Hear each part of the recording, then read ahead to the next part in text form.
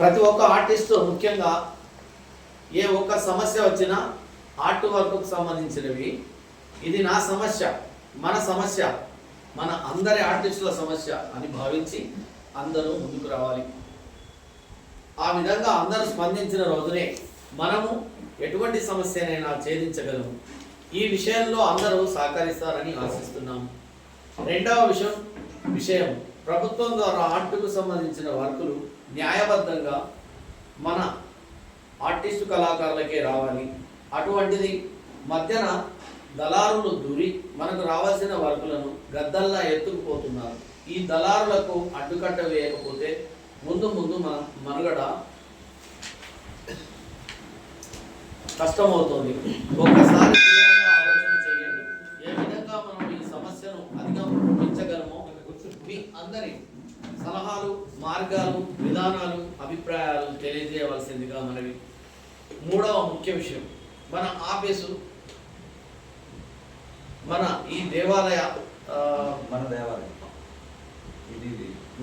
ఈ దేవాలయం శిథిలం కాకుండా కాపాడుకునే బాధ్యత మన అందరి మీద ఉంది.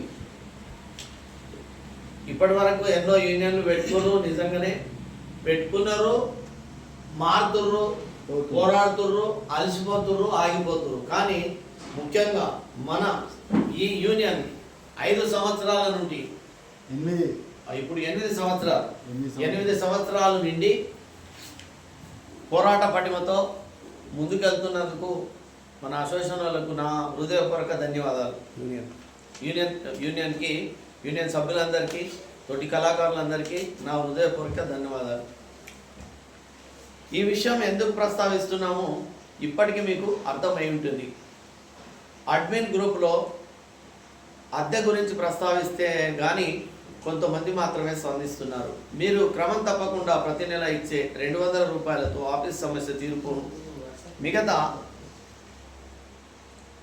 బ్యాలెన్స్లు ఆఫీస్ అకౌంట్లో డిపాజిట్గా ఉంటుంది. ఏ ఆర్టిస్ట్కైనా ఆర్థిక సమస్యలు వచ్చినప్పుడు స్పాట్లో సహకరించడానికి చాలా ఉపయోగపడుతుంది. ఈ విషయంలో అందరూ చాలా లోతుగా ఆలోచన చేయాలని మనవి. ముఖ్యంగా మన యొక్క సంస్థ యూనియన్ స్థిరంగా నిలబడడానికి మీ యొక్క సూచనలు, సలహాలు ఇవ్వవలసిందిగా మనవి.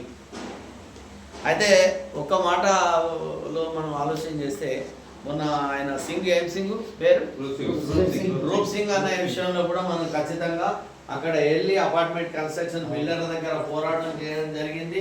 అక్కడ ఒక 25,000 రూపాయలు కూడా తనకు ఆర్థికంగా వారికి సహాయం చేయడం జరిగింది. సో సేవా కార్యక్రమాలు కూడా బాగానే చేస్తున్నాం కాబట్టి ఇది సంతోషించదగ్గ విషయమే. నాకు ఈ అవకాశం ఇచ్చినందుకు థ్యాంక్ యూ. జై హింద్.